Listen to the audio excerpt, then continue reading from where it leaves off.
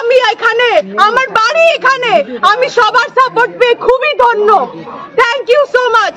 কিন্তু শুধু এটাতে আমি একজন ডাক্তার বলে, একটা ডাক্তার ধর্ষিত হয়েছে বলে নয়, আপনাদেরকে জানতে হবে সেও কারুর বাড়ির মেয়ে, আপনাদের বাড়ির মেয়েও হতে পারে কোনোদিন।